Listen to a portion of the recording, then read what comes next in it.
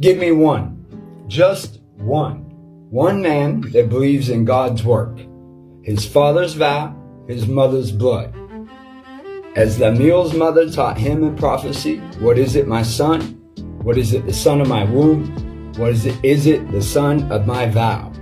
Now, when you go into the vows, you look in the Old Testament, and it's all over the world the same, every culture, that when a man takes a vow, when a man swears to the Lord, that man shall perform everything there in that vow that he took in the Lord's name.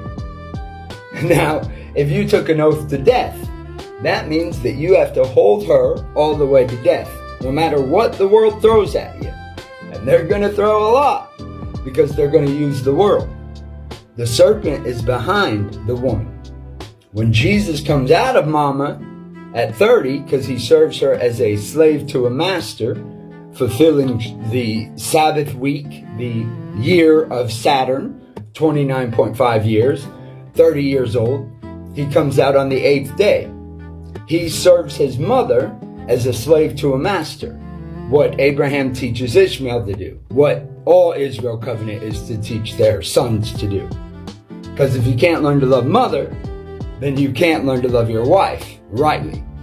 If you take her before 30, before you're ready, you will love her too much as a wife and not enough as a father. That's the blessing of Abraham. Actually, the blessing of Abram. In Genesis 12, he gets the blessing Abram. The Lord blesses Abram. That's every man on earth that obtains to the same faith. That faith is to make her blameless as a child, as a kid, as a sheep. And everything is on you as one man. Now, you understand this if you took the daughter, slaughtered her to make a mother. You did the greater work than Jesus Christ. This is why the revelations are running backwards, as in teaching us the covenants. You have Allah with Muhammad, the moms. No more Noah. The father's not going to let the world come to a unanimous no on the mothers again. Not Noah again. Noah at the daughter. No Sarah. Noah for the daughter. That will not happen again. It will now be Allah. Submitted. And she will be covered and glorified. That is the point of Muslim. Christian is the sons. The apostles are all killed in the city, but Jesus is before the city with the prophets and the fathers. That's the prophets tell us of the fathers that come before, because the fathers didn't have resources for a book. That's why Moses is the prophet, the patriarch prophet. Now, when Abram gets that blessing in Gen 12, Genesis 11 ends with Terah, Sarai's father, but no, it reads father-in-law. The end of Genesis 11, father-in-law. That's why the father gives the daughter, so that you as the husband will first love her as a father before you love her as a husband. So he gives her to you, and the Father's invisible, so that every man must be him in his stead. Jesus Christ is risen invisible, so that every son must be him in his stead. And he only does the Father's business. This is why we don't have a custom of forcing covering. But we do have a custom of covering our women. Wish I would have learned that sooner, but we do. And so this is our business, is to cover everything, because that's what the Father does, everything on him. You will notice that Abram teaches she is blameless. Now see, he gives her away not once but twice. And see, there's contention where she gets him to sleep with her handmaid. She's in control of his body. The wife rules over the husband, the same the husband over the wife. And not the same, but at different locations. So anyways, when this causes an upheaval in her own house, that is, she caused birthing pains to herself, she says, let the Lord judge between me and thee. Now, we know how that judgment went, because Abram took it all. Because Sarah's never blamed. She's blameless. Now, to get the blessing of Abraham is to have the blessing of your nations. Because that's not just father of many, Abram, which any man can achieve by covering his, even just his mother. Paul obtained this by covering his mother and his church, and thus onto his nation to obtain to an Abraham status. But more than Abraham, because Paul never took a woman. But that's not more than Abraham, because the Father does the greater work than the Son. As he said, the Father is greater than I tell you that you may believe, said Jesus Christ. Do you believe Jesus? Then the Father must be greater. And he says in another, my disciples will do greater things than these. Than these, yeah, all of his works put together. One man that takes a daughter and takes her like a man or woman, whether she births or not, he has partaken in the affliction of the daughter, which is given in Eden.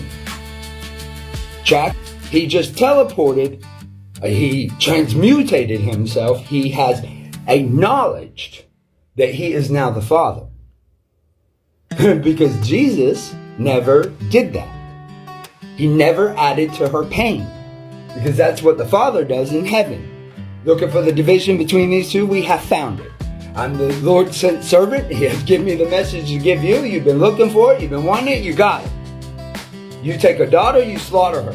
You penetrate her, you spear her with your penis. It's the same as putting a finger in his wrist and a hand in his side. Fist in his side. That's what you do to her with your little wee-wee. Because babies can come out, she can die. Sex is a violent thing to the daughter. I once heard growing up, there's no sex and violence. There is violence in sex, though, for her. It is very violent. It is submission. Therefore, she has already bent me. She has already professed her submission by the Lord God putting her in submission. Now she is a slave. Weakness upon weakness. Now, she's the grace of God, your mom, because he didn't ask her. You see, whether she asked or not, it did not matter. So, I mean, it matters to the Father and her, but the Father is going to do it no matter what. If the man is given rule, the husband will have rule. She's subjected under men, but the husband will have rule. So she's a slave, and all men are born slaves under mother. So it's like a flip-flop, leapfrog effect of the faith of trying to get there. Mother, Jesus is from. That means for Jesus to be God of God. Now get this. This is what the church means when they say God of God. Because it's right. Mary has to be God. Now they say, oh, that can't be, that can't be. Listen to me now. God does not divide between his servants. None of them. She's a confirmed servant. Even with blood. She serves her God under blood. He put her into subjection. He said, birthing, bring her seed shall be enmity with your seed to the serpent. Then to her, she lives out this order, every daughter. In birthing pains and sorrows thou shalt bring forth. To your husband he will have rule. That's every daughter. How do you know it's every daughter? Because she's handmade, put into slavery, yoked in blood. A heifer with no yoke can't be found. It's a training exercise for Israel. Because at 14 months, every daughter is yoked in blood. Every female, every heifer, yoked in blood by the laws of nature, and nature's God entitle her.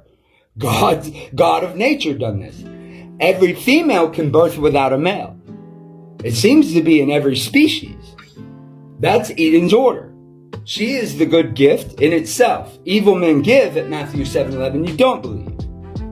So, Jesus tells Mary not like that when he's risen. And she was always kissing on, but they never consummated. As in, he never took her like a man or woman. Because he does not do the Father's work. That would make him the Father. That's why he kept himself from it. He tells Mary not like that. In the Greek, it means not now, but later. Greek is known for its verb. He tells her not right now, but later. So, what you have is the Father's work. That's the greater work. And men cannot be behind Jesus slaughtering the daughter, because Jesus did not lose one in the flesh, but then it reads later from the heaven report, he did not lose one save the son of perdition. Son is a male. He came so that we may have the power to become the sons of God. The sons of God and the power is in the honest dealing of the daughters. Son is the male.